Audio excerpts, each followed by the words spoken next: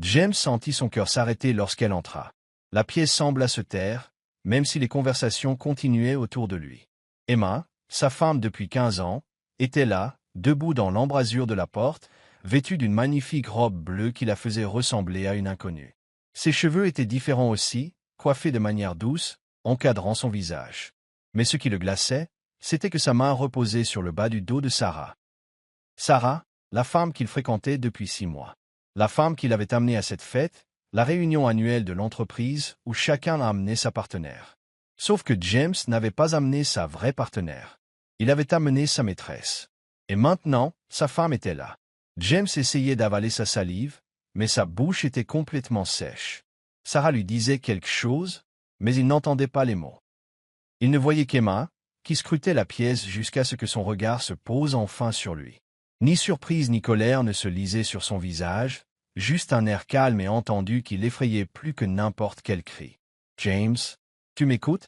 La voix de Sarah finit par s'élever. « Qui est cette femme que tu regardes fixement ?»« C'est ma femme », parvint à dire James d'une voix à peine plus forte qu'un murmure. La main de Sarah se porta à sa bouche. « Tu es quoi ? Tu m'as dit que tu étais divorcé. » Emma traversait la pièce, saluant les gens au passage. Elle semblait connaître plusieurs de ses collègues, ce qui était étrange car James avait toujours séparé sa vie professionnelle de sa vie privée. Du moins, c'est ce qu'il pensait. « James », dit Emma en les rejoignant enfin. Sa voix était posée et agréable, comme s'il se retrouvait à un barbecue de quartier. « Tu ne vas pas me présenter ton ami ?» Sarah avait l'air de vouloir disparaître dans le vide. James ressentait la même chose. « Emma, voici Sarah. Sarah, voici Emma, ma chérie. » Il ne put se résoudre à prononcer le mot « femme ». Sa femme, termina Emma pour lui, en tendant la main à Sarah. « Enchanté de vous rencontrer. » Sarah regarda la main tendue d'Emma comme si elle allait la mordre. Au bout d'un moment, elle la prit brièvement puis s'éloigna. « Je suis désolée, dit-elle. Je l'ignorais. Il m'a dit que tu étais divorcé. » Le sourire d'Emma est resté intact. Le savait-il? Intéressant. James sentit la sueur perler sur tout son corps. Son patron, à quelques mètres de là, observait la scène avec intérêt. Plusieurs de ses collègues avaient également remarqué la tension, et les conversations autour d'eux s'étaient calmées. « Emma, que fais-tu ici ?» demanda finalement James d'une voix basse et pressante. « Comment as-tu su pour cette fête ?»« Oh, je suis au courant depuis des mois, » dit Emma. « C'était sur notre agenda commun. Tu te souviens de ce truc? Celui que tu as arrêté de consulter ?» Elle se tourna vers Sarah. « Il n'est pas très organisé. Je suis sûr que vous l'avez remarqué. » Sarah semblait de plus en plus mal à l'aise. « Je pense que je devrais y aller. »« Non, s'il te plaît, reste, » dit Emma. « Après tout, James t'a amené comme cavalière. Ce serait dommage que tu rates la fête. » Elle regarda autour d'elle. « C'est un endroit vraiment sympa. Votre entreprise doit bien se porter, James. » James ne comprenait pas ce qui se passait. Pourquoi Emma ne lui criait-elle pas dessus? Pourquoi ne faisait-elle pas de scène? Cette version calme et posée de sa femme lui était totalement inconnue. À sa connaissance, Emma était restée à la maison, pensant probablement qu'il travaillait tard, comme il l'avait prétendu. Au lieu de cela, elle était là, plus belle qu'il ne l'avait vue depuis des années, apparemment imperturbable de trouver son mari avec une autre femme. « En fait, » dit Sarah en ramassant son sac, « je crois vraiment que je devrais partir. » Elle se tourna vers James. « On parlera plus tard. »« Sarah, attends, » commença James, mais elle s'éloignait déjà en fondant la foule vers la sortie. James se tourna vers Emma, la colère remplaçant son choc initial. « Qu'est-ce que tu essaies de faire? M'humilier devant mes collègues ?» Emma haussa un sourcil. « Je crois que tu t'en sors plutôt bien toute seule, non ?» Elle accepta une coupe de champagne offerte par un serveur qui passait. « Et puis, je suis juste là pour la fête. Ta secrétaire Diane, une femme charmante, soit dit en passant, m'en a parlé quand j'ai appelé le bureau la semaine dernière pour te voir. Elle m'a dit que c'était dommage que je ne sois jamais venu à ces événements. Alors je me suis dit, pourquoi ne pas te faire une surprise? » « Me faire une surprise ?» siffla James. « Tu as tout gâché. » Emma but une gorgée de champagne en le regardant par-dessus le bord du verre. « C'est moi, ou c'est toi qui l'as fait ?» Avant que James puisse répondre, son patron s'approcha d'eux, un large sourire aux lèvres. « Emma, je suis si heureuse que tu aies pu venir cette année. » Il la serra amicalement dans ses bras. « Cela fait des années que nous essayons de convaincre ce type de t'emmener à des événements d'entreprise. » Emma lui a rendu son accolade chaleureusement. « Bonjour Richard. » « Oui, je pensais qu'il était temps que je découvre ce que signifiaient ces fameuses fêtes. » Richard S.E. tourna vers James. « Tu ne m'avais jamais dit que ta femme était si charmante, James.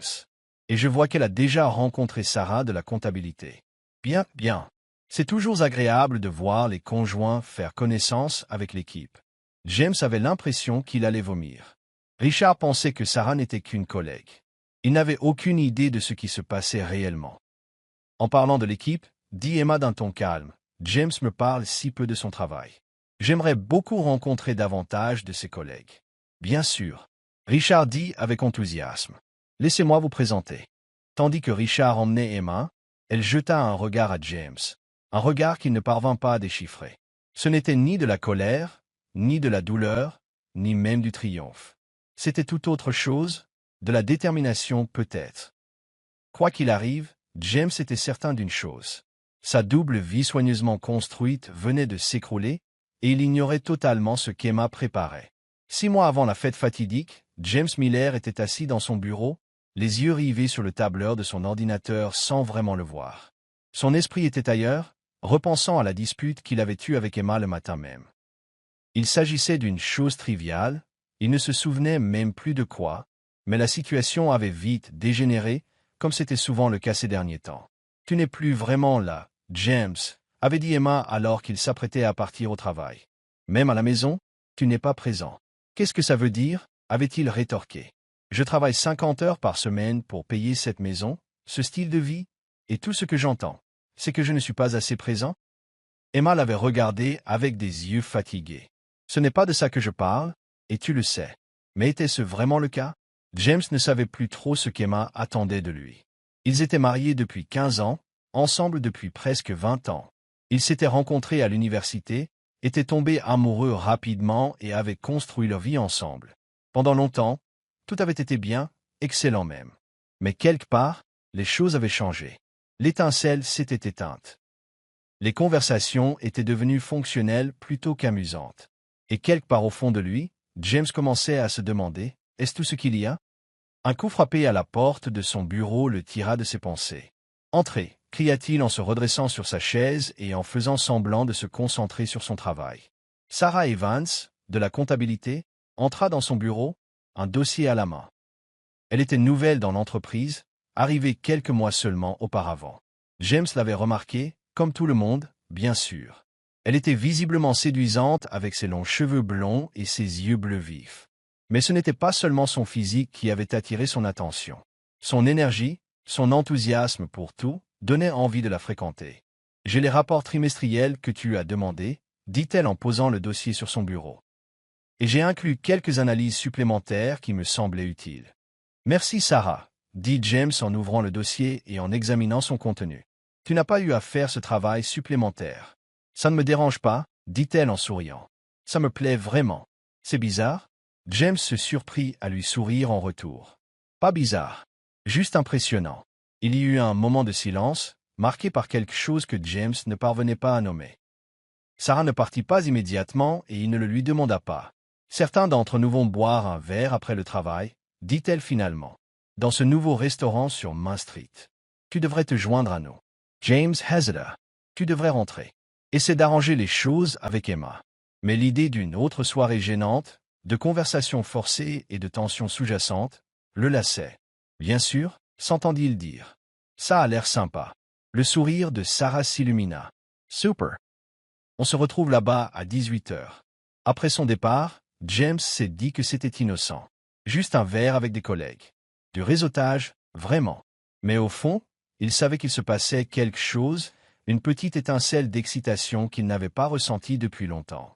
Il envoya un SMS à Emma, disant qu'il travaillait tard ce soir-là. « Ne l'attends pas. » Ce n'était pas la première fois qu'il envoyait ce message, et Emma répondit avec son habituel « OK ».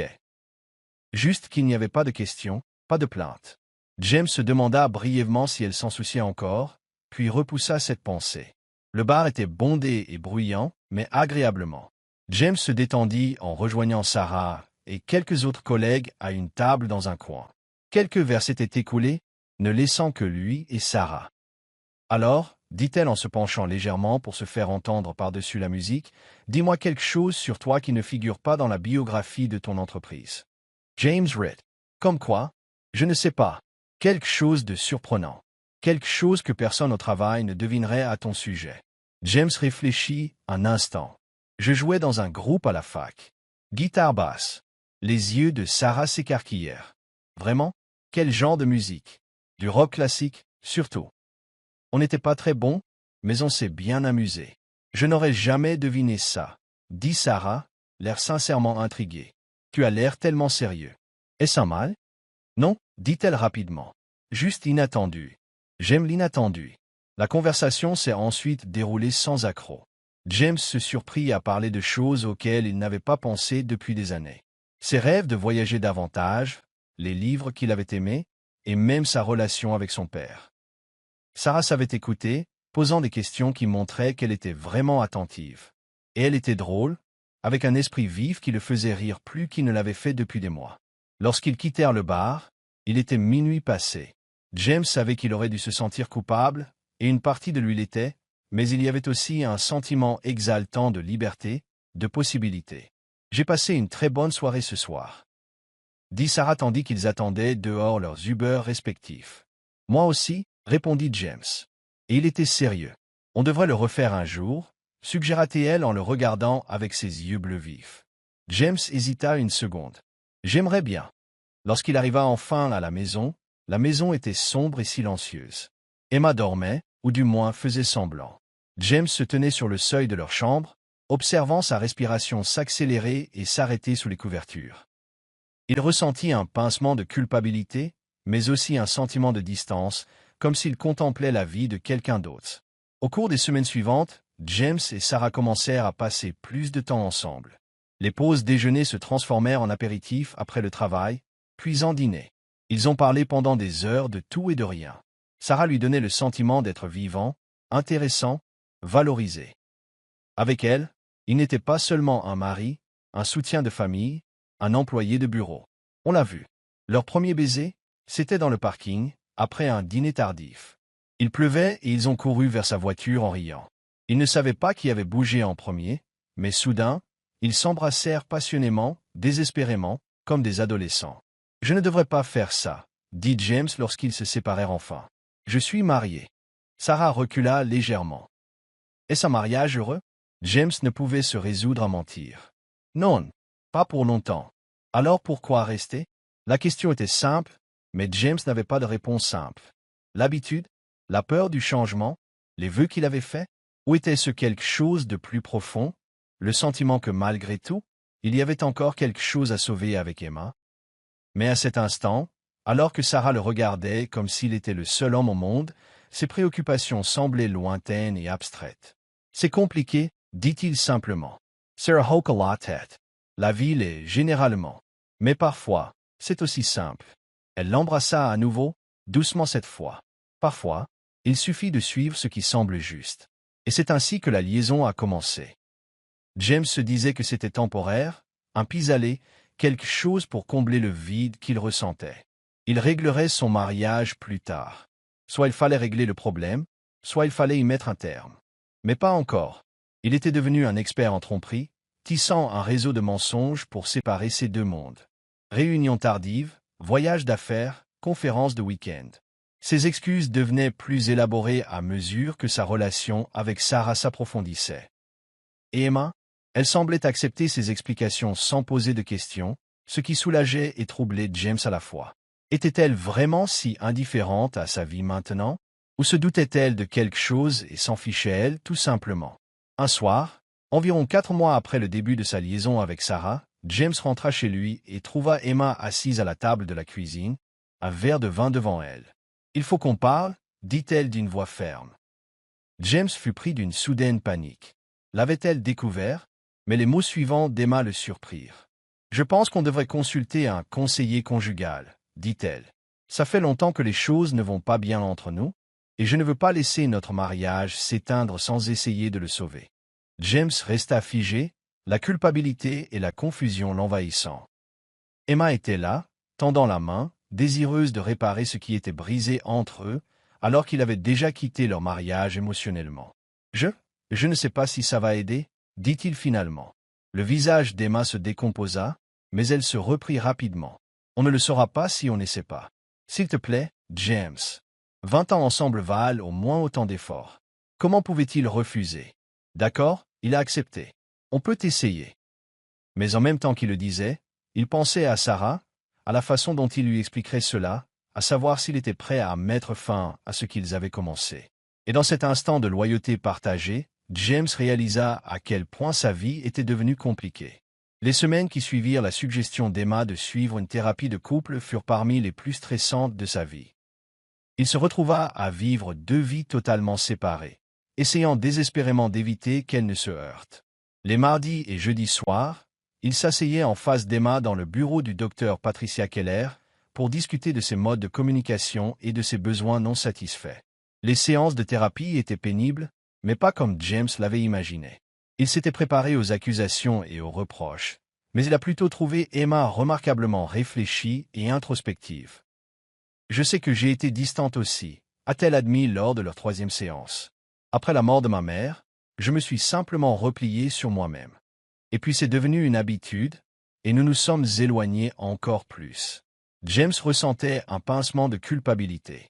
La mère d'Emma était décédée 2 ans plus tôt après un long combat contre le cancer. Cela avait été une période difficile. Avec le recul, c'est peut-être à ce moment-là que leur mariage avait commencé à vraiment se détériorer. Mais au lieu de la soutenir dans ce deuil, il s'était senti frustré par sa tristesse, son manque d'intérêt pour les choses qu'ils aimaient autrefois ensemble. J'aurais pu être plus compréhensif, reconnut-il, les mots lui semblant insuffisants. Le Dr. Keller hocha la tête d'un air encourageant. C'est une bonne chose.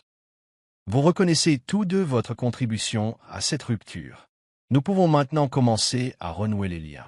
Le thérapeute leur a suggéré d'organiser des soirées en amoureux régulières, de passer du temps à discuter de leur journée, de leurs pensées, de leurs sentiments, de toutes ces choses qu'ils faisaient naturellement mais pour lesquelles ils avaient cessé de prendre le temps. Emma semblait pleine d'espoir après ces séances, et James a ressenti le besoin de ressentir cet espoir lui aussi. Il y avait des moments où il entrevoyait la femme dont il était tombé amoureux, son esprit calme, sa gentillesse, la façon dont ses yeux se plissaient lorsqu'elle souriait. Mais ensuite, il consultait son téléphone et voyait un message de Sarah, et la culpabilité et la confusion le submergeaient.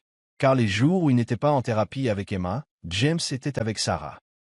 Leur relation s'était intensifiée, dépassant l'excitation initiale d'une attirance interdite pour quelque chose qui semblait, du moins aux yeux de James, étonnamment réel. Sarah était tout ce qu'Emma n'était pas, ou du moins, tout ce qu'Emma n'avait pas été ces dernières années. Elle était spontanée là où Emma était prévisible, passionnée là où Emma était réservée, attentionnée là où Emma était distante. Avec Sarah, James se sentait à nouveau jeune, désiré, apprécié.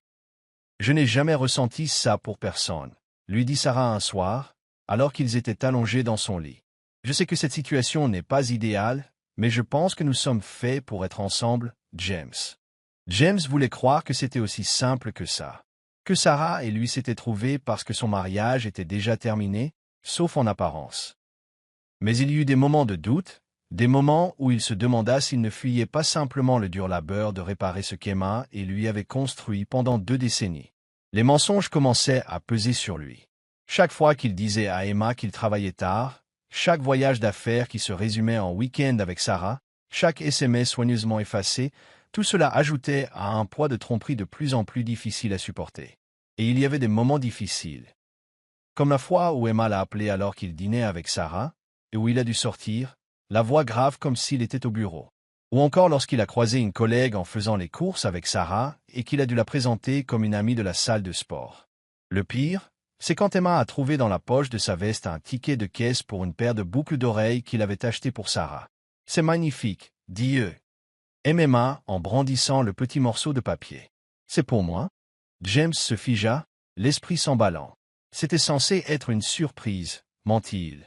Pour ton anniversaire. » Le visage d'Emma s'est illuminé. « Mais mon anniversaire n'est que dans 3 mois. »« Je sais. Je les ai vus, j'ai pensé à toi et je n'ai pas pu résister. J'allais les sauver. »« Je peux les voir ?» demanda-t-elle avec empressement. « En fait, on les mesure ?» improvisa James. Je les récupérerai plus tard. Ce qui signifiait bien sûr qu'il devait acheter une paire de boucles d'oreilles identiques pour Emma. Une dépense imprévue, mais nécessaire pour maintenir sa supercherie. Pendant ce temps, Sarah s'impatientait de plus en plus. « Combien de temps allons-nous continuer à nous faufiler » demanda-t-elle un après-midi. « Tu avais dit que tu allais parler de divorce à Emma. » C'était vrai. Il avait promis à Sarah de mettre fin à son mariage, mais chaque fois qu'il envisageait d'avoir cette conversation avec Emma, il trouvait une raison de la repousser. La thérapie commençait tout juste à porter ses fruits. C'était bientôt l'anniversaire d'Emma. Les vacances approchaient. Ça ne semblait jamais être le bon moment. « Je le sais et je le saurai », lui assura James. « Mais nous sommes en thérapie en ce moment et je dois laisser le processus se dérouler. Ce ne serait pas juste pour Emma de lui couper l'herbe sous le pied sans lui donner une vraie chance. » Sarah plissa les yeux. « Tu couches toujours avec elle ?» La question prit James au dépourvu. « Quoi? Non, pas du tout. Ce n'est pas comme ça pour le moment. » Il était vrai qu'Emma et lui n'avaient pas eu de relations intimes depuis des mois. La thérapie les avait aidés à mieux communiquer, mais le lien physique restait difficile à établir. Sarah semblait quelque peu apaisée, mais James sentait qu'elle commençait à s'agiter. Elle voulait passer toujours plus de temps ensemble, plus de reconnaissance, plus de certitude quant à leur avenir. Et puis arrivait la fête annuelle de l'entreprise. C'était un grand événement, auquel James assistait généralement seul, inventant des excuses pour qu'Emma ne puisse pas l'accompagner. Mais cette année, Sarah avait récemment été promue comptable principale et on attendait d'elle qu'elle soit présente. « Viens avec moi », lui dit-elle un soir en quittant le bureau. Comme cavalière. James hésita. « Les gens vont parler. » Sarah haussa les épaules. « Laisse-les faire. J'en ai assez de cacher James. Je veux être avec toi ouvertement. De plus, aucun de tes collègues ne connaît Emma. Tu ne l'as jamais invitée à un événement d'entreprise. » C'était risqué, mais James a fini par accepter. Il se dit que tout irait bien. La fête avait lieu dans un hôtel du centre-ville, loin de son quartier et de celui d'Emma. Et il avait raison, aucun de ses collègues n'avait jamais rencontré Emma. Il avait toujours séparé sa vie professionnelle de sa vie privée, en partie à cause du rythme naturel de leur vie, mais de plus en plus comme une stratégie délibérée pour maintenir sa tromperie. « Ok, » dit-il. « Allons-y. » Sarah lui sourit, son visage s'illuminant. « Vraiment? Tu le penses vraiment? » « Oui. Il est temps qu'on arrête de se cacher. » Cette décision était à la fois terrifiante et libératrice. James savait qu'elle signifiait qu'il s'engageait plus profondément dans sa relation avec Sarah, et par conséquent, qu'il franchissait une étape vers la fin de son mariage avec Emma. Mais après des mois d'indécision et de culpabilité, ce fut presque un soulagement de faire un choix clair. Le soir de la fête arriva. James raconta à Emma qu'il avait un dîner d'affaires, un mensonge qu'elle accepta sans hésiter. Il ressentit un pincement de culpabilité en voyant à quel point il était facile de la tromper, à quel point elle s'était habituée à ses absences. Il alla chercher Sarah à son appartement, le souffle coupé lorsqu'elle ouvrit la porte. Elle portait une robe rouge moulante qui mettait en valeur ses courbes, ses cheveux blonds relevés avec élégance, révélant la délicate ligne de son cou. Les boucles d'oreilles qu'il lui avait offertes brillaient à ses oreilles. « Tu es magnifique » dit-il sincèrement. Sarah sourit, une pointe de nervosité sous son assurance habituelle. « Toi aussi. Très beau. » Alors qu'il se dirigeait vers l'hôtel, James ressentit un étrange mélange d'impatience et d'appréhension.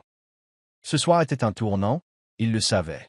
Après s'être présenté publiquement en couple, il n'y aurait plus de retour en arrière.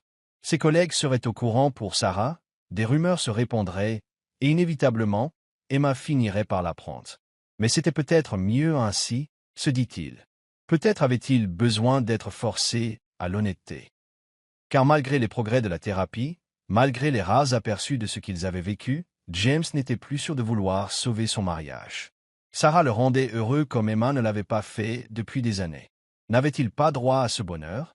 Ils arrivèrent à l'hôtel où la société avait loué une grande salle de bal pour l'occasion. James prit une profonde inspiration en entrant, la main de Sarah dans la sienne, et se prépara à entrer pleinement dans cette nouvelle étape de sa vie. Il ne pouvait pas se douter qu'à ce moment précis, Emma se préparait également à une fête, la même, invitée par sa secrétaire par inadvertance. Il ne pouvait pas se douter que ces univers, soigneusement séparés, allaient entrer en collision de façon spectaculaire. Et il ne pouvait certainement pas imaginer à quel point cette collision allait tout bouleverser. Pendant que James menait sa double vie, Emma traversait elle aussi des changements. La thérapie de couple était son idée, un ultime recours pour sauver une relation qui avait autrefois tout signifié pour elle. Mais même assise en face de James dans le bureau du docteur Keller, une partie d'elle-même se demandait s'il n'était pas déjà trop tard. Il y avait eu des signes, bien sûr. Les nuits de plus en plus fréquentes de James au bureau. Des voyages d'affaires dont on n'avait parlé qu'au dernier moment. Sa façon de protéger son téléphone, toujours face cachée ou dans sa poche. Et cette distance émotionnelle, c'était le signe le plus révélateur. Même lorsqu'ils étaient dans la même pièce, James semblait à des kilomètres de là, l'esprit clairement ailleurs ou avec quelqu'un d'autre. Emma n'était pas naïve. Elle soupçonnait depuis un certain temps que James avait une liaison. Mais soupçonner et savoir étaient deux choses différentes, et elle avait hésité à l'affronter sans preuve. Plus encore, elle avait hésité à envisager la possibilité que leur mariage soit définitivement terminé. Ils avaient été amoureux à l'université, construisant leur vie ensemble morceau par morceau pendant près de 2 décennies. Ils s'étaient soutenus mutuellement lors des changements de carrière, des deuils familiaux, des hauts et des bas qu'implique une vie commune. L'idée que toute cette histoire, tout cet amour, prenne fin était presque insupportable. Emma avait alors suggéré une thérapie, s'accrochant à l'espoir que ce qui avait brisé leur union pourrait être réparé. Et il y avait eu des moments pendant leur séance où elle pensait peut-être, juste peut-être, qu'ils progressaient. James semblait faire des efforts, du moins pendant les heures passées avec le docteur Keller. Mais en dehors de ces séances, il restait distant, l'esprit visiblement ailleurs. Le jour où tout a basculé a commencé comme tous les autres. Emma était chez elle, travaillant sur un projet de graphisme en freelance, lorsqu'elle a réalisé qu'elle devait envoyer un email à un client pour lui signaler une échéance. Mais son ordinateur portable était en panne et refusait de se connecter à Internet. L'ordinateur portable de James était posé sur son bureau, dans leur bureau à domicile. Emma hésita, puis décida de l'utiliser juste pour envoyer un email rapide. Ils avaient toujours partagé leurs appareils auparavant. Il n'y avait jamais eu de secret entre eux jusqu'à récemment. Elle ouvrit l'ordinateur portable et découvrit qu'il n'était pas protégé par un mot de passe. James avait dû oublier de le verrouiller avant de partir travailler. Emma envoya rapidement son email, puis s'apprêtait à fermer le navigateur lorsqu'elle remarqua que James était toujours connecté à sa messagerie. Elle ne devait pas regarder. Elle savait qu'elle ne devait pas. C'était une atteinte à la vie privée, exactement le genre de choses que le docteur Keller désapprouverait. La confiance, avait insisté le conseiller, était essentielle à la reconstruction de leur relation. Mais la confiance était réciproque, n'est-ce pas? Et James lui avait donné peu de raisons de lui faire confiance ces derniers temps. Avec un pressentiment, Emma ouvrit sa boîte de réception. La plupart des emails étaient professionnels, rien de suspect. Mais elle remarqua alors un dossier intitulé « Personnel ». Le cœur battant, elle cliqua dessus. Et voilà, des dizaines de mails entre James et une certaine Sarah. Les premiers étaient assez innocents, des discussions sur des projets professionnels. Mais ils devinrent rapidement plus personnels, puis intimes, puis explicites. Emma lut avec une horreur croissante l'ampleur de la trahison de James qui se dévoilait sous ses yeux. Leur liaison durait depuis des mois. Alors qu'elle pleurait la mort de sa mère et tentait de sauver leur mariage, James était tombé amoureux d'une autre femme. Emma se laissa aller, comme si tout l'air avait été aspiré de la pièce. Une partie d'elle le savait, mais voir les preuves était une toute autre histoire. C'était comme un coup physique, la laissant essoufflée et étourdie. Mais sous la douleur, quelque chose d'autre s'éveillait. De la colère, certes, mais aussi une étrange lucidité. Pendant 4 mois, elle avait lutté, essayant de comprendre ce qui arrivait à son mariage, se reprochant la distance croissante entre eux. Maintenant qu'elle connaissait la vérité, et aussi douloureuse que cela fut, elle ressentait un certain soulagement. Un courriel en particulier avait retenu son attention. Il faisait référence à la fête d'entreprise à venir, à laquelle Sarah était impatiente d'assister avec James. Cette fête annuelle à laquelle James n'avait jamais emmené Emma, prétendant toujours que c'était un événement d'entreprise ennuyeux auquel les conjoints assistaient rarement. Emma vérifia la date. La fête avait lieu ce week-end, dans 2 jours à peine. James lui avait annoncé un dîner d'affaires ce soir-là, un nouveau mensonge dans ce qui semblait être une série interminable de tromperies. La colère monta à nouveau, brûlante et purifiante. Mais au lieu d'affronter James immédiatement, une autre idée germa dans l'esprit d'Emma. Elle prit son téléphone et appela le numéro principal de l'entreprise de James, qu'elle avait dans ses contacts. Harrington et Associates, comment puis-je rediriger votre appel? Répondit une voix féminine amicale. Bonjour, c'est Emma Miller, la femme de James Miller, dit Emma, surprise par sa voix si ferme. J'essaie de le joindre, mais son portable semble éteint. Oh, Madame Miller? C'est la secrétaire de Diane James. Il est en réunion en ce moment, mais je peux lui demander de t'appeler dès qu'il sera libre. Ce serait super, merci. Emma marqua une pause, puis ajouta nonchalamment. En fait, tant que je voulais te parler de la fête d'entreprise de ce week-end. James a dit que c'était au Grand Hôtel du centre-ville? C'est exact, confirma Diane. Ça commence à 19 heures. Tu viens avec nous cette année? James vient généralement seul. Les soupçons d'Emma se sont une fois de plus confirmés. Oui, je pense que je le ferai. Il serait temps que je rencontre ses collègues, tu ne trouves pas? Absolument. Diane semblait sincèrement ravie. Ce sera si agréable de te rencontrer enfin. James parle de toi tout le temps. Emma était sûre que c'était un gentil mensonge. James ne l'a probablement que rarement mentionné. J'ai hâte, dit Emma. Et s'il te plaît, ne dis pas à James que je l'ai appelé. Je veux lui faire une surprise. Après avoir raccroché, Emma resta assise un long moment à réfléchir. Elle avait une décision à prendre. Elle pouvait affronter James maintenant, exiger des explications pour sa trahison. Elle pouvait faire ses valises et partir, mettant fin à leur mariage sans autre discussion. Ou elle pouvait aller à cette fête et constater par elle-même à quoi elle avait affaire. À bien y réfléchir, le choix n'était pas difficile. Emma avait passé des mois à se sentir impuissante, à regarder son mariage s'effondrer sans comprendre pourquoi. Elle avait maintenant l'occasion de reprendre le contrôle, d'affronter la situation de front plutôt que de continuer à vivre dans l'incertitude. Elle irait à la fête. Elle rencontrerait Sarah. Et elle déciderait, en fonction de ce qu'elle verrait et entendrait, de la suite à donner à son mariage. Le lendemain, Emma alla faire du shopping. Si elle devait s'inviter au rendez-vous de son mari avec sa maîtresse, elle comptait bien être superbe. Elle dépensa plus que ce qu'elle pouvait réellement se permettre pour une robe couleur ciel d'été, une nuance de bleu qui, elle le savait, faisait ressortir ses yeux et mettait en valeur ses cheveux noirs. Elle prit rendez-vous chez le coiffeur, ce qu'elle n'avait pas fait depuis des années, et se fit coiffer en ondulation douce plutôt qu'en queue de cheval, sa pratique habituelle. En se regardant dans le miroir après le rendez-vous, Emma reconnut à peine la femme qui la regardait. Non pas à cause de la coiffure ou du maquillage, même si ces changements étaient frappants. C'était l'expression de ses yeux, une détermination, une flamme qui lui manquait depuis trop longtemps. Quand avait-elle cessé de se soucier de son apparence? Quand avait-elle cessé d'essayer de surprendre James, d'attirer son regard, de lui rappeler pourquoi il était tombé amoureux d'elle? Ce n'était pas qu'elle se sentait responsable de sa liaison, c'était son choix, sa trahison. Mais quelque part, en chemin, elle s'était un peu perdue. Et il était temps de retrouver son chemin. Le soir de la fête arriva. Emma se prépara avec un soin méthodique, l'esprit étonnamment calme. Elle avait passé les 2 derniers jours à planifier ce qu'elle dirait et comment elle agirait. Elle ne ferait pas de scène, ce n'était pas son genre. Mais elle se ferait remarquer et observerait attentivement la réaction de James. Car malgré tout, malgré la douleur et la colère, une question la taraudait. Leur mariage était-il vraiment terminé? Ou restait-il encore quelque chose à sauver? James était parti quelques heures plus tôt, prétextant avoir le dîner d'affaires dont il avait parlé. Emma avait hoché la tête, lui avait dit « Amuse-toi bien » et l'avait laissé partir sans la contester. Laissons-le croire qu'il s'en était tiré une nuit de plus. Elle jeta un dernier coup d'œil dans le miroir avant de partir. La femme qui se retourna était posée, élégante et prête à affronter la suite.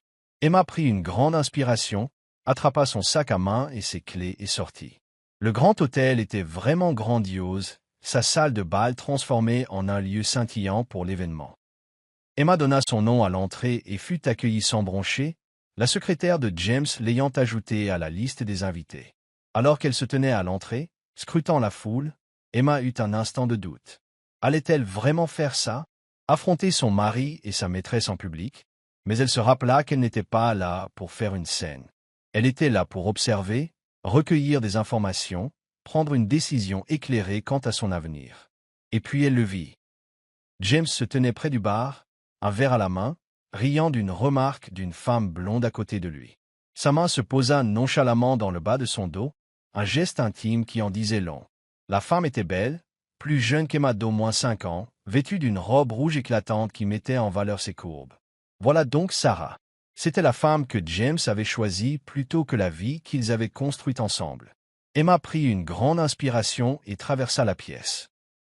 Elle hocha la tête et sourit aux passants, dégageant une assurance qu'elle ne ressentait pas entièrement. Quelques collègues de James semblèrent la reconnaître, peut-être grâce aux photos que James avait sur son bureau ou sur son téléphone. Ils parurent surpris mais ravis de la voir. Et puis elle était là, debout devant eux, regardant le visage de James se vider de ses couleurs lorsqu'il réalisa qu'il venait d'arriver à sa fête d'entreprise. L'instant s'étira entre eux, une vie d'histoire commune et une trahison récente en jeu. Emma pouvait lire la panique dans les yeux de James, la confusion sur le visage de Sarah tandis qu'elle les regardait tour à tour. « James », dit Emma calmement, comme si cette rencontre était la chose la plus naturelle du monde. « Tu ne vas pas me présenter à ton ami. » Après que Sarah se soit dépêchée de partir et que Richard soit allé se mêler aux autres invités, James et Emma se retrouvèrent seuls dans un coin de la salle de bal. La fête continua autour d'eux, mais ils auraient aussi bien pu être les deux seuls dans la pièce, prisonniers de leur propre drame. « Que fais-tu ici, Emma » siffla James, la surprise initiale cédant la place à la colère. « Tu aimes Wave. Emma haussa un sourcil. « Je te suis. »« Non, James. J'ai été invité. »« Par qui ?»« Ta secrétaire, Diane. Une femme charmante. Elle semblait assez surprise que je n'ai jamais assisté à un de ces événements auparavant. Apparemment, la plupart des gens viennent avec leurs conjoints. » James passa une main dans ses cheveux, un geste nerveux qu'Emma reconnut après leurs années passées ensemble. « Tu n'avais aucun droit de venir ici et de m'embarrasser ainsi. »« T'embarrasser » La voix d'Emma resta calme, malgré une pointe de colère. « Je pense que tu t'en sors plutôt bien tout seul. Amener ta copine à un événement d'entreprise ou n'importe qui aurait pu m'en parler? Pas très discret, James. » James ouvrit la bouche pour répondre, puis la referma.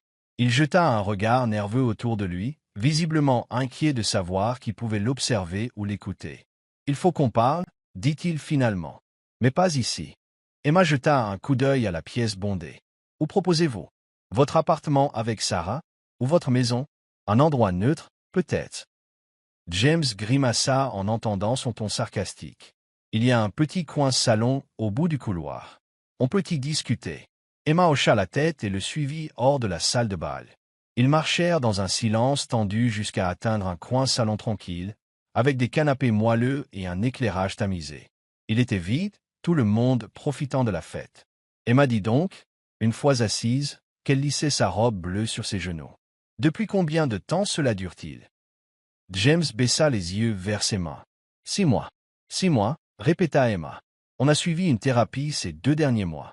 Tu m'as dit que tu voulais améliorer notre mariage. »« Je voulais vraiment y travailler, » a dit James sur la défensive. « Yeah, je ne sais pas ce qui s'est passé, Emma. Ça fait longtemps que ça ne va pas entre nous. »« Et à qui la faute ?» demanda Emma, son sang-froid finissant par craquer. « Tu as mis fin à notre mariage bien avant de la rencontrer. Après la mort de maman, quand j'avais le plus besoin de toi, tu as été irrité par mon chagrin. Tu as arrêté de me parler, de me toucher, de me voir. » James a eu la décence d'avoir l'air honteux. « Je sais, j'ai mal géré ça. Je ne savais pas comment gérer ta dépression. » Ce n'était pas de la dépression, James. C'était du chagrin. Il y a une différence. Emma prit une grande inspiration pour essayer de se calmer. Mais là n'est même pas la question. Le problème, c'est qu'au lieu d'essayer de réparer ce qui était cassé, tu as trouvé quelqu'un d'autre. Je n'avais rien prévu, dit James à voix basse. C'est arrivé comme ça. Sarah était. Elle me fait revivre, Emma. Quand avons-nous ressenti cela pour la dernière fois l'une envers l'autre? La question flottait entre elles, douloureuse dans sa franchise. Emma repensa au début de leur relation, à la passion, à la connexion, au sentiment qu'ils construisaient quelque chose de spécial ensemble. Quand tout cela s'était-il envolé? Était-ce vraiment parti ou simplement enfoui sous des années de routine et de ressentiments inexprimés? « L'aimes tu » demanda Emma, surprise par la franchise de sa question. James parut surprise. « Je pense que je pourrais. Avec le temps. Mais tu n'en as pas encore. C'est compliqué. » Emma hocha lentement la tête. « Et tu m'aimes encore? Vraiment ?» James la regarda, puis la regarda vraiment, peut-être pour la première fois depuis des mois. Elle vit son regard s'attarder sur sa coiffure, son maquillage, sa robe bleue, tous les efforts qu'elle avait faits pour lui rappeler la femme dont il était tombé amoureux. « Je t'aimerai toujours, Emma, dit-il doucement. 20 ans ensemble. Ça ne disparaît pas comme ça. Mais je ne sais pas si c'est encore suffisant. » Emma sentit les larmes la menacer, mais refusa de les laisser couler. « Et maintenant, que se passe-t-il? Tu continues à la voir dans mon dos?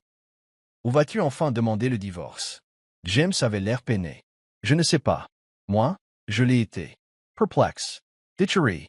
Une partie de moi pense que nous devrions essayer de faire fonctionner notre mariage. Nous avons tant d'histoires ensemble. Mais une autre partie se demande si nous ne faisons pas que prolonger l'inévitable. Et que pense Sarah de tout ça? Demanda Emma. C'est elle que tu as suivi une thérapie avec moi. Pense-t-elle que tu vas me quitter pour elle? James remua, mal à l'aise. Elle veut que je te quitte. Je veux dire, te quitter. Elle insiste. Mais tu n'as pas encore pris ta décision, dit Emma, la compréhension naissante. C'est pour ça que tu n'as rien dit. Tu gardes tes options ouvertes.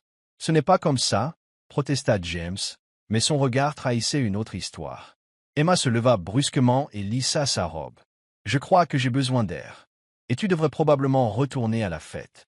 Ton rencard se demande sûrement où tu es. Emma, attends, dit James en lui tendant la main. Qu'est-ce que tu vas faire? Elle baissa les yeux vers lui, cet homme qui avait été son partenaire pendant la moitié de sa vie, et ressentit un étrange mélange de colère, d'amour et de pitié. Je ne sais pas encore, James, mais je ne vais pas te faciliter la tâche. Ça, je le sais. Sur ce, elle se retourna et s'éloigna, laissant James assis seul dans le salon silencieux. Assise au bar de l'hôtel, un martini à moitié vide devant elle, Sarah Evans tentait de digérer ce qui venait de se passer. Lorsqu'elle avait accepté d'assister à la fête d'entreprise avec James, elle avait imaginé une soirée bien différente, où ils formeraient enfin un couple normal, en public, ne cachant plus leur relation. Au lieu de cela, elle s'était retrouvée face à sa femme, une femme qui, jusqu'à ce soir, n'était qu'un concept abstrait, un obstacle sans nom ni visage se dressant entre Sarah et l'avenir qu'elle souhaitait avec James. Mais Emma Miller était bien réelle, et bien plus difficile à ignorer maintenant que Sarah l'avait rencontrée. Elle n'était pas l'épouse froide et négligente que James avait décrite. Elle était posée, élégante, et avait géré cette situation délicate avec une dignité que Sarah, malgré elle, trouvait impressionnante. « Puis-je vous en apporter un autre ?» demanda la barmaid en désignant son verre presque vide. « S'il vous plaît, » dit Sarah en le lui tendant. Elle avait besoin de courage. Tandis que le barman préparait son verre, Sarah rejouait sa conversation avec James. Après l'arrivée d'Emma, Sarah avait fui les lieux, humiliée et désorientée. James l'avait retrouvée un quart d'heure plus tard, le visage pâle et l'air distrait. « Je suis désolé, » avait-il dit en se glissant sur le tabouret à côté d'elle. « Je ne savais pas qu'elle viendrait. »« Tu m'as dit que vous étiez séparés, » avait accusé Sarah à voix basse pour ne pas être entendue. « Vous disiez que vous viviez ensemble seulement jusqu'à ce que les détails financiers soient réglés. » James a eu la grâce d'avoir l'air honteux. « C'est plus compliqué que ça. Vraiment? Ou tu m'as juste menti? Nous le sommes.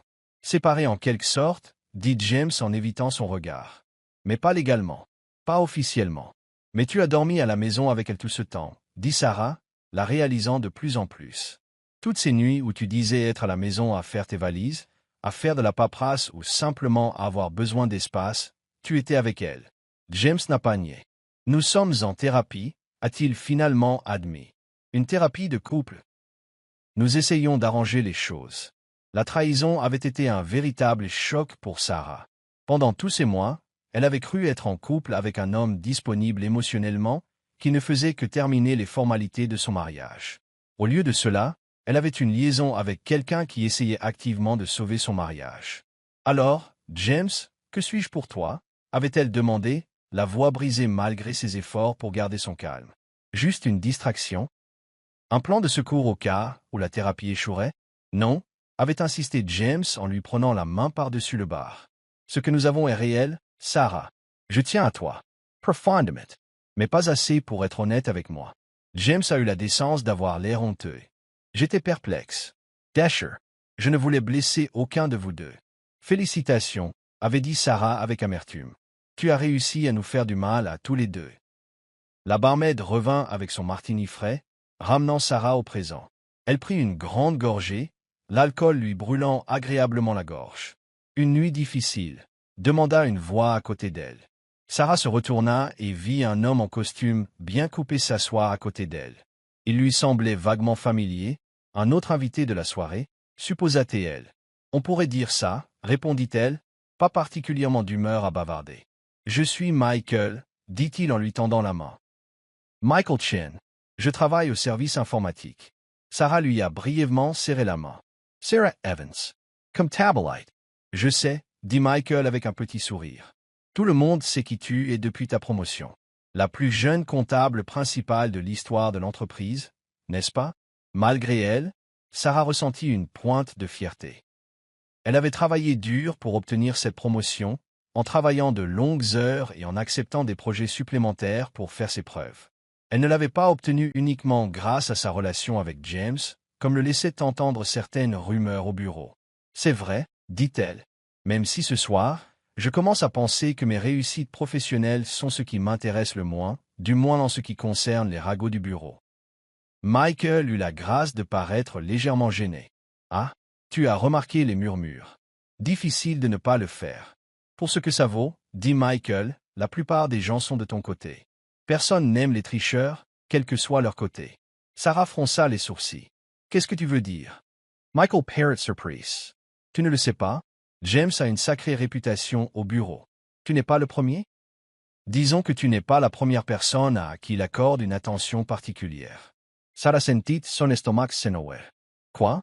Michael hocha la tête, l'air de regretter d'avoir entamé cette conversation. Il y avait Melissa des RH avant son transfert au bureau de Boston, et Rebecca du service juridique l'année dernière. Rien d'aussi grave que ce qui semble arriver, mais des schémas récurrents, tu vois. Sarah ne savait pas quoi dire. James avait toujours semblé si sincère, si sincèrement partagé entre ses sentiments pour elle et son histoire avec Emma. L'idée qu'elle puisse être la dernière d'une série de liaisons professionnelles était dévastatrice. Je n'aurais rien dû dire, dit Michael en remarquant son expression. Je suis désolé. Ce n'est pas mon rôle. Non, dit lentement Sarah. J'apprécie ton honnêteté. On dirait qu'il y en a peu ce soir. Ils restèrent un moment assis en silence, Sarah assimilant cette nouvelle information, Michael regrettant visiblement sa franchise. Puis-je te demander quelque chose? Demanda finalement Sarah. Observateur extérieur, Michael hocha la tête. Bien sûr. Tu me prends pour un idiot? De l'avoir cru? Michael réfléchit sérieusement à la question. Non, dit-il au bout d'un moment. Je pense que tu as vu ce qu'elle voulait voir. On l'a tous fait. Et James, il est charmant quand il le veut. Elle savait faire en sorte que les gens se sentent spéciaux. Sarah hocha la tête, la gorge serrée. C'était exactement ce que James avait fait. Lui donner le sentiment d'être spécial, vu, valorisé. Tout ce dont elle avait tant rêvé. Merci pour ce rappel à la réalité, dit-elle en levant son verre pour un petit toast. Michael fit teinter son verre contre le sien. À tout moment. Et pour ce que ça vaut, tu mérites mieux. Tandis que Michael s'éloignait pour rejoindre la fête, Sarah restait au bar, réfléchissant. Elle était tellement concentrée sur Emma, l'obstacle à son bonheur avec James, qu'elle n'avait pas pris le temps de se demander si James lui-même n'était pas le véritable problème. Elle repensa aux 6 derniers mois, aux secrets, aux restrictions quant aux dates et aux lieux de leur rencontre, aux promesses incessantes d'un avenir qui ne se concrétisait jamais. Elle avait attribué tout cela aux complications liées à la fin du mariage de James. Et si c'était plus simple que ça? Et si James n'avait jamais eu l'intention de quitter sa femme? Et si Sarah n'était qu'une diversion? Un moyen de se sentir à nouveau désiré et important sans avoir à franchir les étapes difficiles de réparer son mariage ou d'y mettre fin. Cette pensée était douloureuse mais éclairante. Sarah termina son martini et se leva, soudain sûre de ce qu'elle devait faire. Elle n'allait pas attendre que James se décide. Elle ne serait pas l'autre femme, le secret, le lot de consolation si son mariage ne pouvait être sauvé. Elle valait mieux que ça. Sarah aperçut James et Emma rentrer dans la salle de bal par une porte latérale. Ils marchaient séparément mais proches, sans se toucher, mais visiblement ensemble. Leurs mouvements reflétaient des années d'histoire commune, un lien qui transcendait la crise actuelle. Sarah les observa un instant, remarquant la façon dont ils saluaient leurs collègues, la façon dont ils semblaient refléter inconsciemment leur langage corporel. Il y avait encore quelque chose entre eux, quelque chose de familier et de profond que James et elle, malgré toute leur passion, n'avaient jamais eu le temps de développer. Résolus, Sarah prit son sac et son manteau. Elle allait partir maintenant avant que de nouvelles rencontres gênantes ne se produisent. Demain, à la lumière du jour, elle aurait une conversation franche avec James. Non pas sur le moment où il quitterait sa femme, mais sur la raison pour laquelle cette relation, quelle qu'elle soit, devait prendre fin. Alors qu'elle se dirigeait vers la sortie, elle aperçut James et Emma une dernière fois. Ils se tenaient près de la table des desserts, silencieux, à une distance prudente. Mais Sarah voyait James observer sa femme alors qu'il pensait qu'elle ne la regardait pas, une expression complexe sur le visage, faite de regrets, de confusion et d'autres choses qui ressemblaient peut-être à du désir. Et à cet instant, Sarah sut avec une certitude absolue que malgré tout ce que James lui avait dit, malgré toutes ses promesses et ses déclarations passionnées, son histoire avec Emma n'était pas terminée. Le lendemain matin, James était assis dans sa voiture dans l'allée de sa maison, rassemblant son courage pour rentrer. Après qu'Emma l'eut laissé dans le salon de l'hôtel, il était retourné à la fête, pour découvrir que Sarah était déjà partie. Il avait passé le reste de la soirée dans un état d'incertitude gênant, à bavarder avec des collègues qui avaient visiblement remarqué le coup de théâtre, mais étaient trop polis pour en parler directement. Il avait passé la nuit dans un hôtel voisin, incapable d'affronter aucune des femmes de sa vie. Mais le matin était arrivé et il fallait prendre des décisions. Il ne pouvait plus continuer à éviter le désordre qu'il avait créé. Avec un profond soupir, James sortit enfin de la voiture et se dirigea vers la porte d'entrée. Il hésita, puis utilisa sa clé plutôt que de sonner. Après tout, c'était toujours chez lui, même s'il ne savait pas combien de temps cela durerait encore. La maison était silencieuse lorsqu'il entra. Un instant, il se demanda si Emma était vraiment là. Mais il entendit alors du mouvement dans la cuisine et suivit le bruit. Emma était assise à la table du petit-déjeuner, une tasse de café devant elle, toujours en pyjama et en peignoir. Ses cheveux étaient tirés en arrière en une simple queue de cheval, toute trace de l'élégance de la veille ayant disparu. Elle leva les yeux lorsqu'il entra, mais ne dit rien. « Salut » dit James d'un ton maladroit en s'attardant sur le seuil. « Salut » répondit Emma d'une voix neutre. « Il y a du café dans la cafetière si tu en veux. » James hocha la tête avec reconnaissance et se servit une tasse. Il s'assit en face d'Emma, tenant la tasse chaude entre ses mains. « J'ai séjourné au Marriott hier soir, » dit-il, ressentant le besoin d'expliquer son absence. « Je pensais que tu aurais besoin d'espace. »« C'est vrai, » reconnut Emma. « Merci. » Ils restèrent assis en silence un moment, le poids de tout ce qui restait à dire pesant lourdement entre eux. « Je suis désolé, » dit finalement James. « Pour tout ça, pour t'avoir menti à propos de cette liaison, pour ne pas être le mari que tu méritais. » Emma le regarda fixement. « Pourquoi as-tu fait ça, James? Vraiment? Était-ce simplement parce qu'elle était jeune et jolie et qu'elle te faisait du bien? Ou était-ce autre chose? » James réfléchit attentivement à la question. Il devait à Emma la vérité, toute la vérité, même les parties difficiles à exprimer. Ce n'était pas seulement de l'attirance physique, dit-il lentement. Même si cela en faisait partie, je ne le nierai pas. Mais c'était surtout la façon dont elle me faisait me sentir, valorisée, intéressante. Comme la personne que j'étais ou que je voulais être, plutôt que celle que je suis devenue.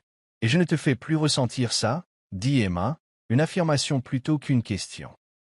James hésita, puis hocha la tête. Pendant longtemps, on a été comme colocataires, Emma. On a vécu comme si on était mariés, mais on a arrêté de se voir, de faire de l'autre une priorité. Du moins, c'est ce que j'ai ressenti. Moi aussi, je l'ai ressenti, avoua doucement Emma. Après la mort de maman, j'étais tellement perdu dans mon chagrin que je n'ai pas réalisé à quel point nous étions éloignés avant qu'il ne soit trop tard. Et puis, quand j'ai enfin commencé à sortir de ce brouillard, tu étais déjà parti émotionnellement. J'ai suggéré une thérapie parce que je pensais qu'on pourrait peut-être se retrouver. J'aurais dû être honnête à ce moment-là, a dit James. À propos de Sarah. Mais j'étais perdu, tiraillé entre notre histoire commune et les nouveaux sentiments que j'éprouvais. Je me disais que j'essayais de comprendre ce que je voulais vraiment, mais en réalité, je me comportais simplement comme une lâche. Emma acquiesça, acceptant la situation. Et maintenant, sais-tu ce que tu veux? La question flottait entre eux, lourde de conséquences pour leur avenir. James pensait à Sarah, à l'excitation et à la nouveauté de leur relation. Mais il repensait aussi à son expression lorsqu'elle avait compris qu'il lui avait menti sur l'état de son mariage, à la douleur et à la trahison dans son regard. Et il pensa à Emma assise en face de lui, la femme qui avait partagé sa vie pendant 20 ans, qui le connaissait mieux que quiconque. Il repensa aux bribes de leur ancienne connexion qu'il avait aperçues lors de leur séance de thérapie, à la possibilité que ce qu'ils avaient perdu ne soit pas définitivement perdu, juste enfoui sous des années de négligence. Je ne sais pas, admit-il finalement. Hier soir, te voir à la fête, si belle, si sûre de toi, m'a rappelé notre première rencontre. Et je me suis demandé si ce que nous avions vécu était vraiment terminé, ou si nous avions simplement oublié comment être ensemble. Le visage d'Emma s'adoucit légèrement. Je me suis posé la même question. Vraiment? James parrot surprise. Oui, vraiment, dit Emma. Je ne me suis pas habillé hier soir juste pour t'embarrasser, James. Une partie de moi voulait te rappeler ce que tu risquais en poursuivant cette relation avec Sarah. Je voulais que tu me voies, vraiment, une dernière fois avant de prendre ta décision. James tendit la main par-dessus la table et prit timidement celle d'Emma.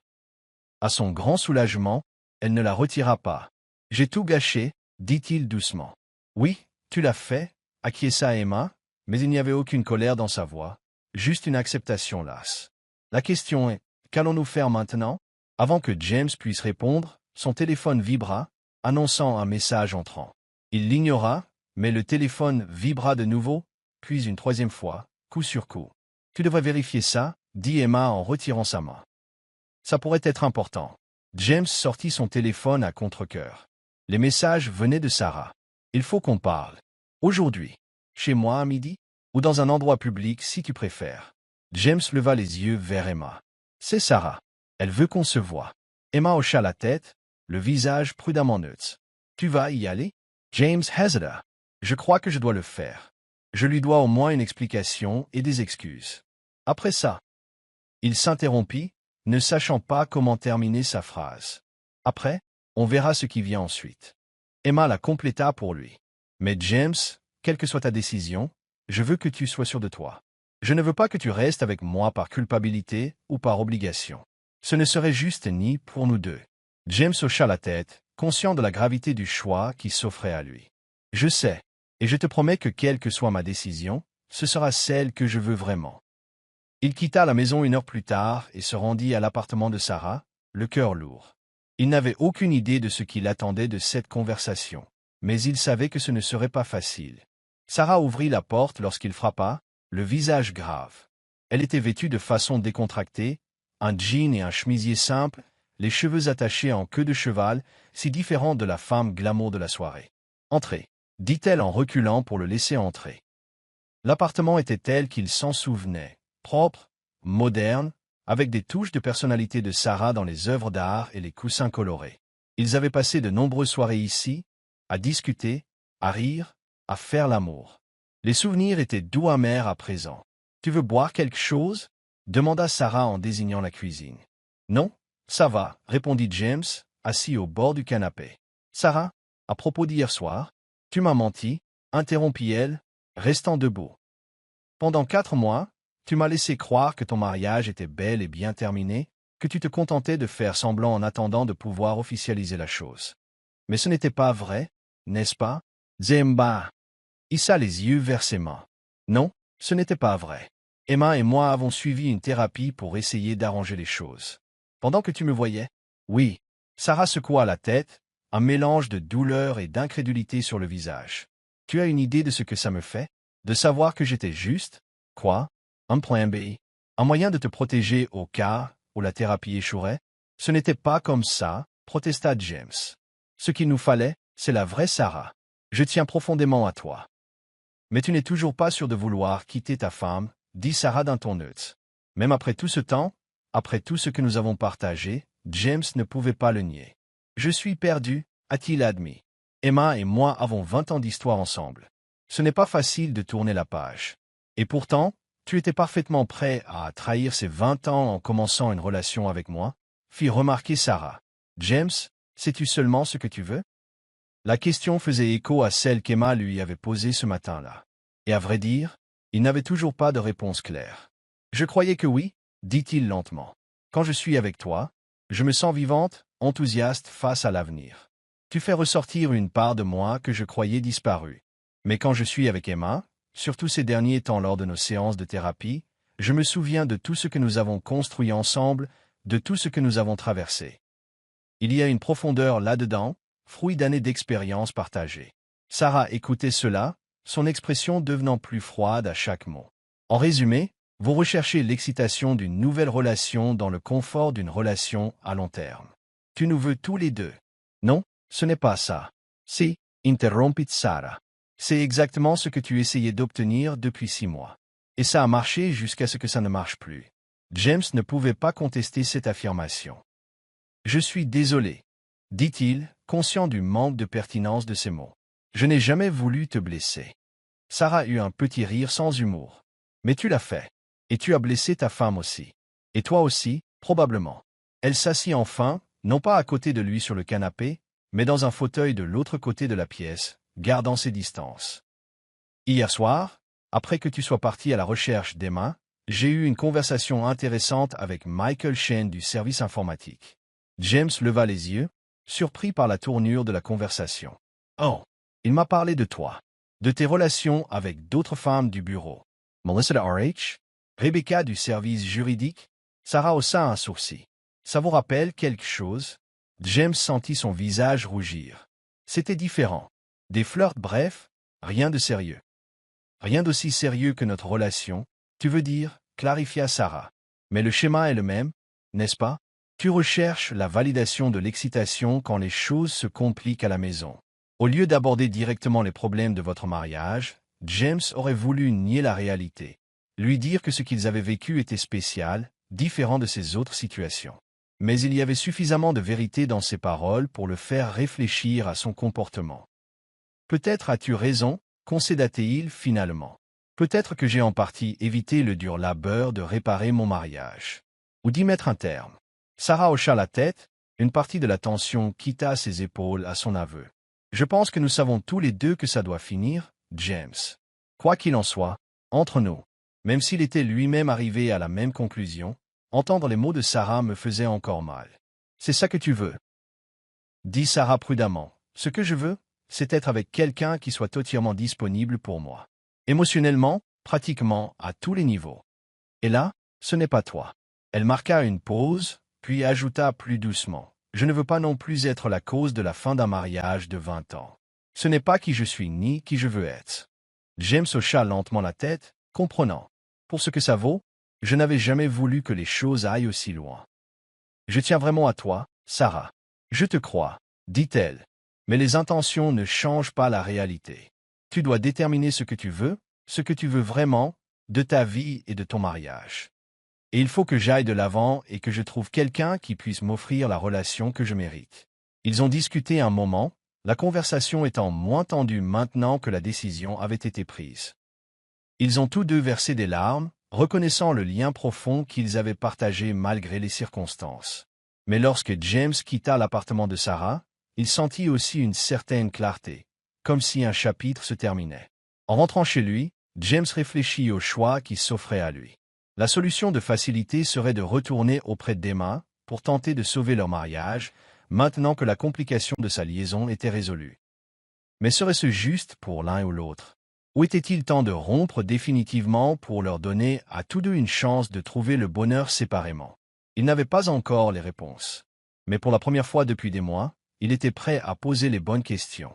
Emma était assise seule dans le bureau du docteur Keller, une disposition inhabituelle puisque James avait toujours été présent lors de leurs séances.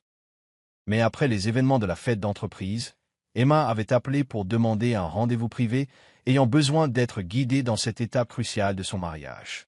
Ainsi, le docteur Keller a expliqué qu'après qu'Emma eut raconté les événements des derniers jours, James avait une liaison que vous aviez découverte et affrontée. Et maintenant, vous hésitez entre vous battre pour votre mariage ou y mettre fin. Emma hocha la tête. Voilà la situation en quelques mots. Et comment te sens-tu face à tout ça? Demanda le thérapeute. Tu sembles remarquablement calme, malgré tout. Emma réfléchit à la question. Qu'a-t-elle ressenti? De la colère, assurément. Blusheur, trahison. Mais aussi autre chose, quelque chose de plus difficile à définir. Je suis en colère, a-t-elle admis. Et blessée. Mais il y a aussi un étrange sentiment de... Je ne sais pas si soulagement est le mot juste. Mais découvrir cette liaison répond à beaucoup de questions qui me taraudaient depuis des mois. Pourquoi James était-il si distant? Pourquoi nos tentatives de reconnexion semblaient-elles si forcées? Ce n'était pas seulement dans ma tête. Le docteur Keller hocha la tête. Cette validation peut être importante. Mais au-delà de ça, Emma, que veux-tu? Quelle que soit la décision de James, quel résultat espères-tu?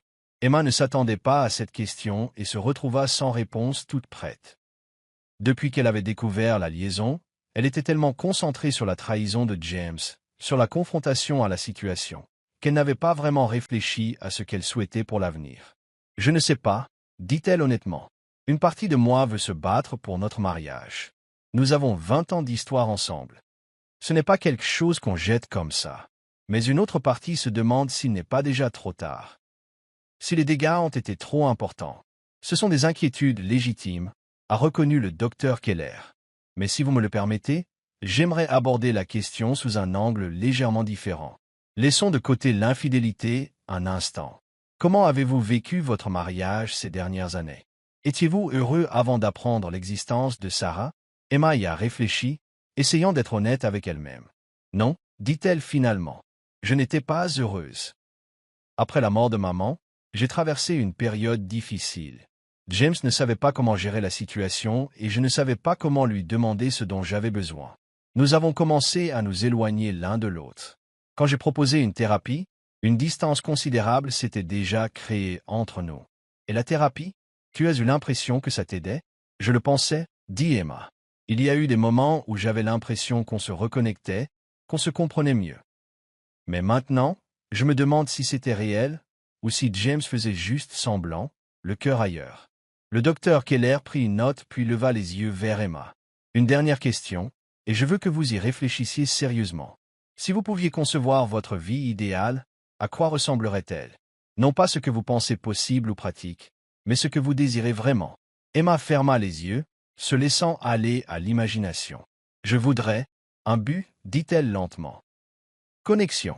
Pendant longtemps, toute mon identité était liée à mon statut d'épouse de James. Même mon travail de graphiste était secondaire.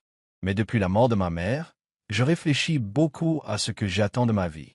Elle a ouvert les yeux. En fait, j'envisageais de reprendre mes études et de faire un master en design. Peut-être enseigner un jour.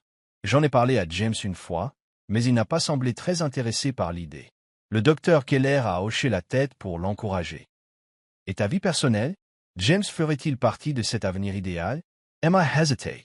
Le James que j'aurais épousé en premier serait lui. L'homme qui a soutenu mes rêves, qui a partagé pleinement sa vie avec moi. Mais ce James qui a pu me mentir pendant des mois, qui a pu partager une intimité avec une autre femme tout en prétendant œuvrer pour notre mariage. Je ne sais pas si je pourrais un jour lui faire à nouveau confiance. La confiance est fondamentale dans toute relation, a reconnu le docteur Keller.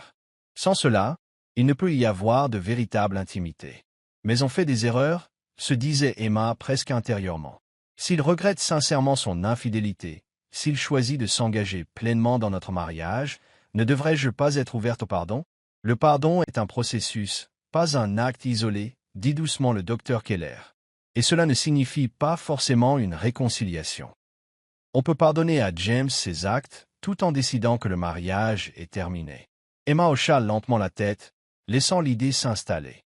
Je crois que j'ai besoin de temps, dit-elle finalement, pour déterminer ce que je veux vraiment, indépendamment de la décision de James ou de ce que d'autres pensent que je devrais faire. Cela me paraît très sage, dit le docteur Keller. Il est facile de se laisser emporter par les choix des autres. Mais c'est aussi ta vie, Emma. C'est à toi de décider à quoi elle ressemble. En quittant la séance, Emma ressentit une étrange légèreté. La situation avec James était encore douloureuse et compliquée, mais pour la première fois depuis longtemps, elle pensait à ses propres désirs, à son avenir, au lieu de se contenter de réagir à ses actes. Elle décida d'aller se promener dans le parc, près du cabinet du thérapeute, ayant besoin de temps pour digérer la situation avant de rentrer chez elle. C'était une belle journée de printemps, les arbres étaient en fleurs, les enfants jouaient dans l'herbe tandis que leurs parents les observaient depuis les bancs voisins. Emma trouva un banc et s'assit, observant un jeune couple marchant main dans la main le long du chemin. Ils semblaient si heureux, si en harmonie. Est-ce qu'elle et James avaient déjà été comme ça? Elle le pensait, autrefois, avant que la vie et ses complications ne s'en mêlent. Ate drange siete rigoins? Emma leva les yeux, surprise de voir une femme de son âge debout, une tasse de café à emporter à la main. Bien sûr, dit Emma en déplaçant son sac à main pour faire de la place. La femme s'assit, soupirant de contentement en étirant les jambes. Quelle belle journée, n'est-ce pas? J'ai été confinée en réunion toute la matinée. C'est la première fois que je prends l'air frais. Emma hocha poliment la tête, pas particulièrement d'humeur à bavarder, mais sans vouloir être impolie. Au fait, je suis Lisa, dit la femme en lui tendant la main. Emma, répondit-elle en la serrant brièvement. Alors, Emma, qu'est-ce qui t'amène au parc un jour de travail? Demanda Lisa en buvant une gorgée de café. Faire l'école buissonnière comme moi? Emma hésita, puis décida qu'une version simplifiée de la vérité ne ferait pas de mal. En fait, je sors d'une séance de thérapie. Elle avait besoin de temps pour réfléchir avant de rentrer. Elle s'attendait à ce que Lisa soit mal à l'aise, comme c'était souvent le cas lorsqu'on évoquait la thérapie, mais au lieu de cela, la femme hocha la tête d'un air entendu. « Je suis passée par là, dit-elle. 3 ans de thérapie après mon divorce.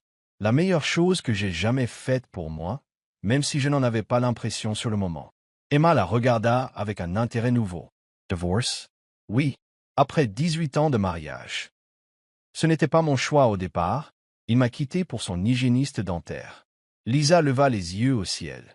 Cliché, non? Au début, j'étais dévastée. Je croyais que ma vie était finie.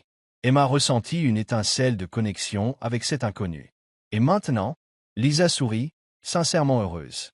Maintenant, je réalise que c'était la meilleure chose qui pouvait m'arriver.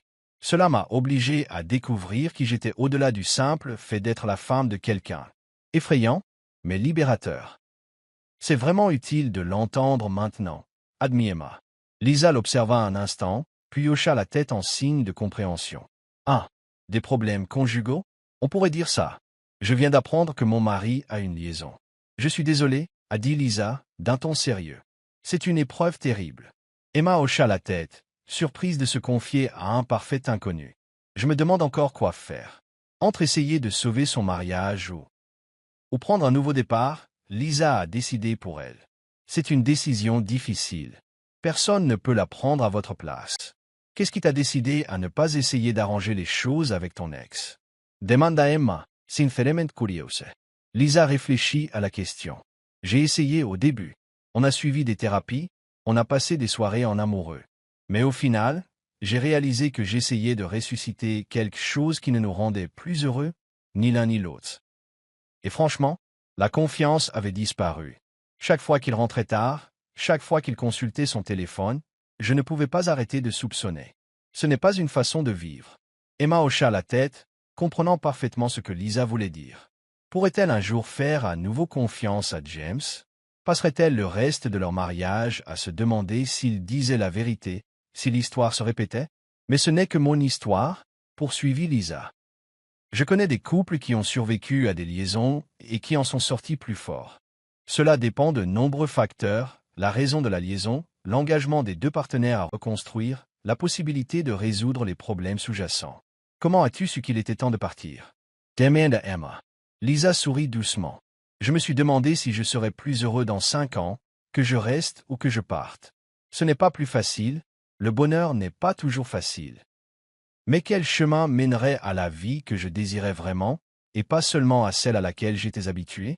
Elles discutèrent encore un moment, cet inconnu devenu, contre toute attente, une source de sagesse et de réconfort. Lorsqu'elles se séparèrent enfin, elles échangèrent leurs numéros de téléphone, Lisa proposant de parler à Emma dès qu'elle aurait besoin d'une oreille attentive. En rentrant chez elle, Emma repensa au conseil d'adieu de Lisa. Quelle que soit votre décision, assurez-vous qu'elle corresponde à vos envies et non à ce que vous pensez devoir vouloir. La vie est trop courte pour se fier à des devoirs. 3 jours après la fête, James et Emma étaient assis l'un en face de l'autre à la table de leur cuisine. Ils s'étaient à peine parlé depuis leur conversation, ayant tous 2 besoin de temps pour digérer et décider de ce qu'ils voulaient vraiment. James avait rompu définitivement avec Sarah, une conversation douloureuse mais nécessaire qui l'avait laissé à la fois démuni et soulagé. L'excitation de leur relation était réelle, mais la tension d'une double vie, de mensonges et de tromperies, l'était tout autant. Emma avait passé ce temps à réfléchir profondément, à discuter avec le docteur Keller, avec sa nouvelle amie Lisa et avec sa sœur venue en avion pour lui apporter un soutien moral. Elle avait réfléchi à ses options, à ses désirs et au type d'avenir qu'elle pouvait envisager, avec ou sans James. Il était temps de parler. J'ai beaucoup réfléchi, commença James. À nous, à ce qui est arrivé à Sarah, à ce que nous allons faire maintenant. Emma hocha la tête. Moi aussi. J'ai rompu avec Sarah, dit James, voulant être clair dès le départ. Complètement. Quoi qu'il arrive entre nous, cette relation est terminée. J'apprécie, dit Emma. Mais je ne suis pas sûr que ce soit suffisant, James. James hocha la tête, s'attendant à cela. Je sais. La confiance est brisée. Je t'ai trahi de la pire des manières, et je ne peux pas revenir en arrière. Ce n'est pas juste une liaison, dit Emma, voulant être tout à fait honnête. C'est un symptôme, pas la cause. Nous sommes tous les deux malheureux depuis longtemps. Nous avons cessé de communiquer, de soutenir nos rêves respectifs, d'être véritablement partenaires. Tu as raison, a reconnu James. Et c'est de notre faute à tous les deux. J'ai fait une pause émotionnelle bien avant le début de cette liaison. Mais toi aussi, Emma. Après la mort de ta mère, tu m'as complètement exclu. Oui, c'est vrai, admit Emma. J'étais perdu dans le chagrin et je ne savais pas comment t'ouvrir à moi. Mais au lieu de m'aider à traverser cette épreuve, tu t'es irrité, puis tu t'es éloigné, puis tu as trouvé quelqu'un d'autre qui ne demandait pas ce genre d'effort émotionnel. Le mot le blessa, mais James savait que c'était vrai. Alors, où cela nous mène-t-il? Emma prit une grande inspiration. Je pense que nous avons deux options. Nous pouvons essayer de reconstruire notre couple, ce qui impliquerait non seulement de surmonter l'infidélité, mais aussi de résoudre tous les problèmes sous-jacents de notre mariage.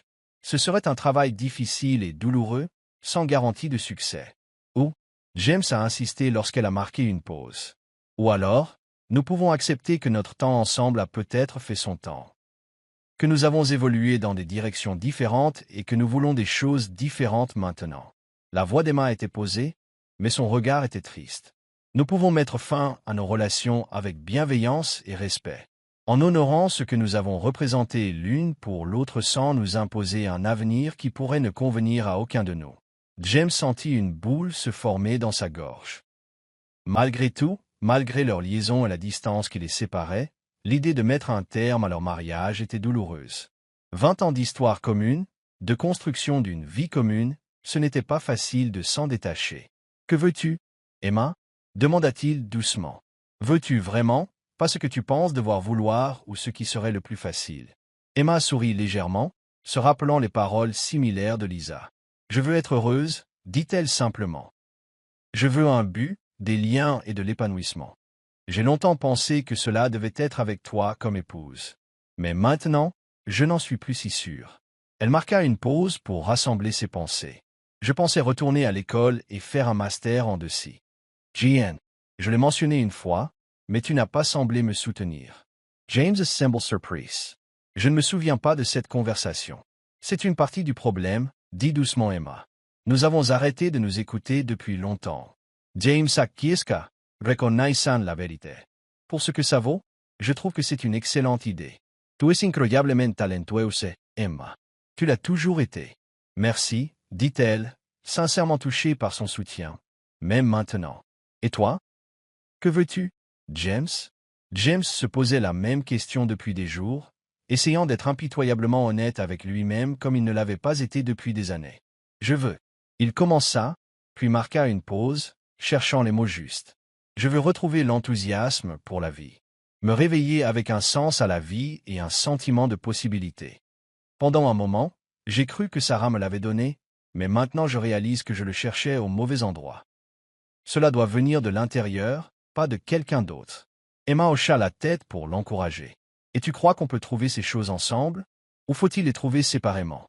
C'était la question centrale, celle sur laquelle tout le reste reposait. James repensa aux bonnes et aux mauvaises années. Il repensa à ce qu'il avait ressenti quand Emma était entrée à cette fête dans sa robe bleue. Son cœur avait fait un bond à sa vue. Il y avait encore quelque chose. Un lien profond, malgré tout. Mais il pensait aussi aux schémas dans lesquels ils étaient tombés, à la façon dont ils s'étaient blessés, à la distance qui s'était creusée entre eux d'année en année. Est-ce que ça pourrait vraiment être réparé? Ou finiraient-ils par retomber dans leurs vieilles habitudes, leurs vieilles blessures? Je ne sais pas, admit-il finalement. Je crois que j'aimerais essayer. Cette fois, essaie vraiment de ne pas te contenter de faire semblant. Mais seulement si c'est ce que tu veux, Emma. Je ne te blâmerai pas si tu décides de passer à autre chose.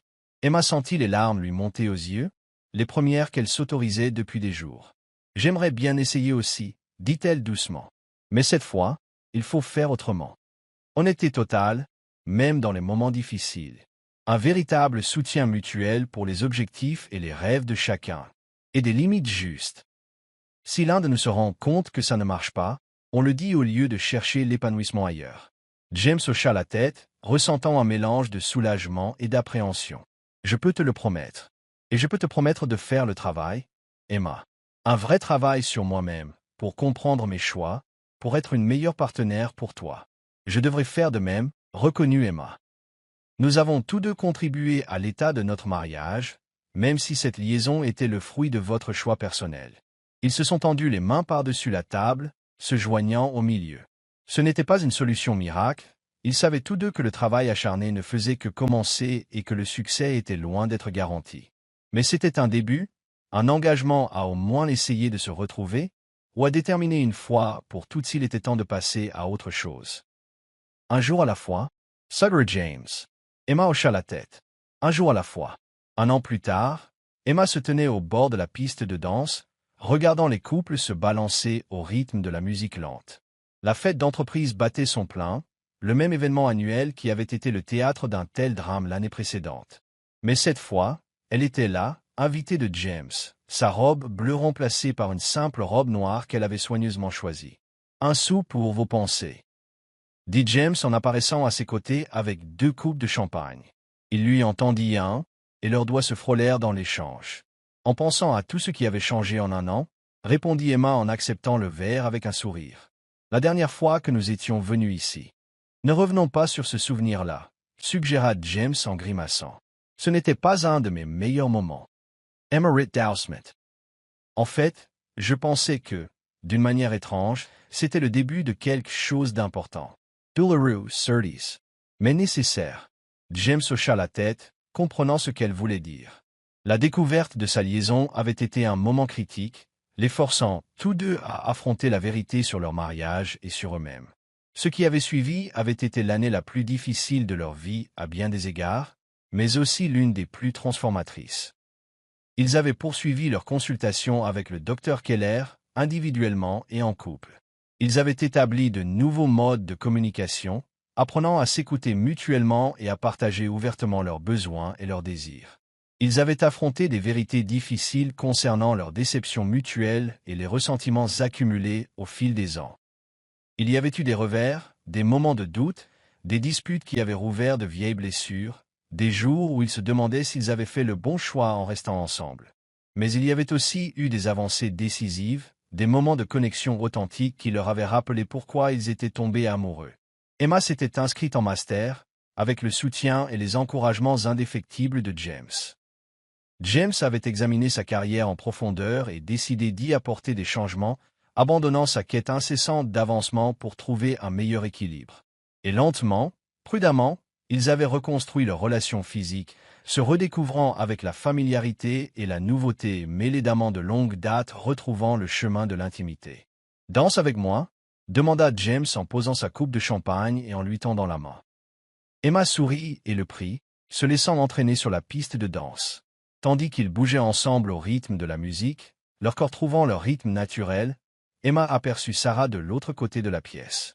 Elle discutait avec un groupe de collègues, l'air confiant et à l'aise. Leurs regards se croisèrent brièvement, et Sarah acquiesça d'un petit signe de tête qu'Emma lui rendit. « Tout va bien ?» demanda James, remarquant l'échange. Oui, Emma l'avait dit, et elle le pensait. Je ne pense pas qu'aucun d'entre nous aurait choisi la tournure des événements, mais je crois que nous sommes tous là où nous sommes censés être maintenant. C'était vrai. Sarah avait de nouveau été promue et s'épanouissait professionnellement. D'après les rumeurs de bureau que la secrétaire de Diane James était heureuse de partager avec Emma, elle fréquentait un nouvel homme, un avocat rencontré par des amis, et leur relation semblait sérieuse. Quant à Emma et James, leur couple n'était pas parfait. Leur mariage n'était pas parfait. Mais c'était désormais réel, comme cela ne l'avait plus été depuis des années, honnête, intentionnel, choisi par tous deux en pleine conscience des alternatives. « T'es jeudi ce soir comme tu es belle ?» murmura James en l'attirant un peu plus près. Tu l'as fait, dit Emma en lui souriant. Mais ça ne me dérange pas de l'entendre à nouveau. Tu es belle, répéta-t-il. Et pas seulement ce soir. Chaque jour, de 1000 façons différentes. Emma sentit une chaleur se répandre en elle, qui n'avait rien à voir avec le champagne. Ce n'était pas seulement le compliment, mais la sincérité qui le sous-tendait, le sentiment que James la voyait vraiment maintenant, l'appréciait comme il ne l'avait pas fait depuis longtemps. « Je t'aime, dit-elle simplement. « Je t'aime aussi, répondit-il. Merci de nous avoir donné une autre chance. » Emma posa sa tête sur son épaule tandis qu'ils continuaient à danser, repensant au chemin parcouru ensemble. Cela n'avait pas été facile et l'avenir était incertain. Mais pour l'instant, ils étaient ensemble par choix plutôt que par habitude, leur relation étant renforcée par les bris et reconstruite avec soin et intention. Alors que la musique changeait pour une chanson plus entraînante, James la fit tournoyer puis la reprit dans ses bras, tous deux riant de ce geste inattendu. Autour d'eux, leurs collègues souriaient de voir le couple si manifestement heureux ensemble, si différent de la tension et du drame de la fête de l'année précédente. Plus tard, en rentrant chez eux, Emma contempla le ciel nocturne, clair et étoilé après une semaine de pluie. « Un ciel bleu devant nous » murmura-t-elle à moitié pour elle-même. « Qu'est-ce que c'est » demanda James et Lara Gardner. « Rien » dit Emma en souriant, juste pleine d'espoir. James tendit la main par-dessus la console et la serra doucement. « Moi aussi. » Et tandis qu'ils roulaient dans les rues tranquilles vers leur maison, celle qu'ils avaient choisie pour y vivre et y créer de nouveaux souvenirs, Emma ressentit un profond sentiment de paix. L'avenir était incertain, rien ne l'était jamais. Mais ils allaient l'affronter ensemble, un jour après l'autre, avec honnêteté, courage et la sagesse durement acquise qui naît de la perte presque fatale d'un bien précieux, pour finalement le retrouver.